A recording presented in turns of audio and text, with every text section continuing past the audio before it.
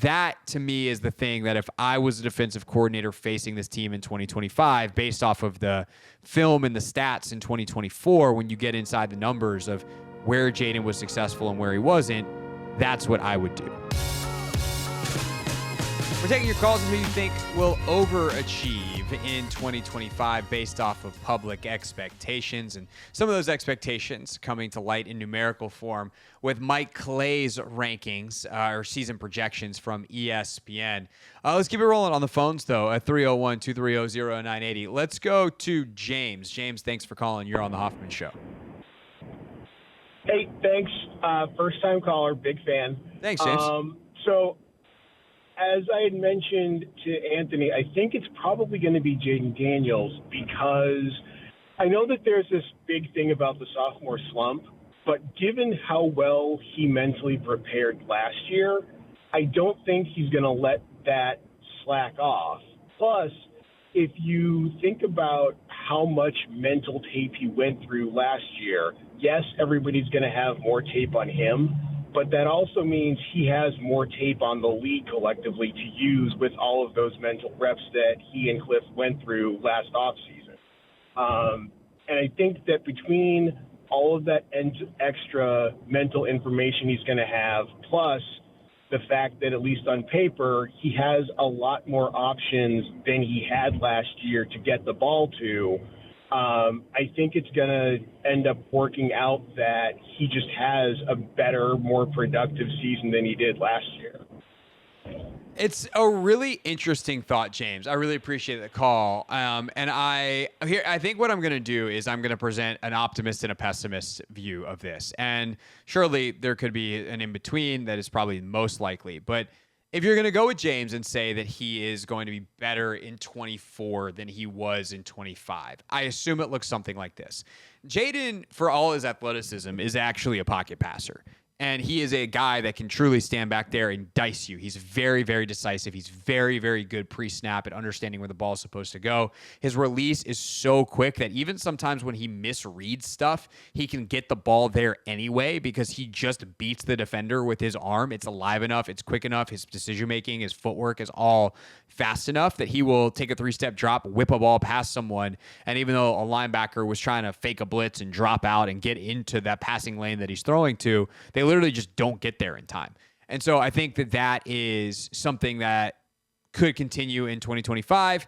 And if teams are trying to then combat that with not faking blitzes or whatever, then he'll just dice that apart too, because then you're kind of giving away your coverage ahead of the snap. But ultimately, this is a guy who is a drop back passer who really understands what he's doing from the pocket and is going to have a significantly better, hopefully, offensive line to be in the drop back passing game more. I mean, they avoided the drop back pass game as much as they could last year. A ton of quick game, a ton of play action. They're moving the pocket. And this year, they have a stalwart. You know, if they discover that, hey, Laramie Tunsil really did change our offensive line foundationally, fundamentally, we can have him take 5 and 7 step drops and read the field and rip balls here and there. Like there's a lot that they can do in terms of upside with the passing game. So that I would say is the optimistic point of view. That goes with the fact that he's not going to lose anything as a scrambler. He still has that element to him. He still can run. All that kind of stuff is still on the table. Plus, it's year 2 in the system. Like, what kind of adaptations does Cliff have in year 2 to grow with Jayden, as opposed to entering, year 1 just blank sheet of paper, and we don't exactly know what that looks like. I think the negative view of it is that you would say they have a lot more tape on him, and teams are not going to make some of the mistakes they made last year. And it's going to mean that Jayden is going to have to be more efficient in certain areas of his game, and the offense in general is going to have to be more efficient in certain areas of its game. Blitzing him last year was a nightmare. If you blitzed Jayden Daniels last year, you lost. He has the best way I can describe it to what it appears like to me is he has an uncanny ability to process space.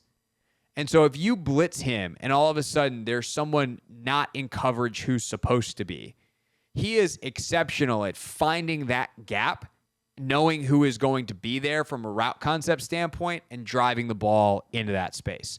So he beats coverage, especially when that coverage is light on people, because of his ability against the blitz.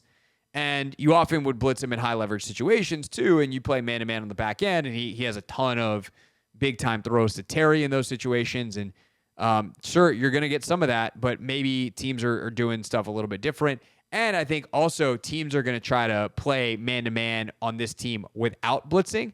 And this is actually my biggest concern for Daniels in 2025 is at that point, you're not necessarily talking about the skill level of the quarterback. Playing man-to-man defense or playing man-to-man or against man-to-man as a quarterback is not that complicated.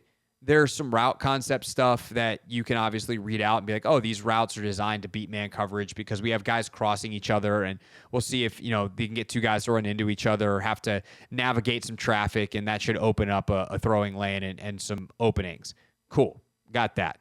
But mostly man-to-man is like, all right, let me take a look at some pre-snap leverage and the matchups and see, is anybody giving away anything easy with their leverage? And if not, what's my best matchup?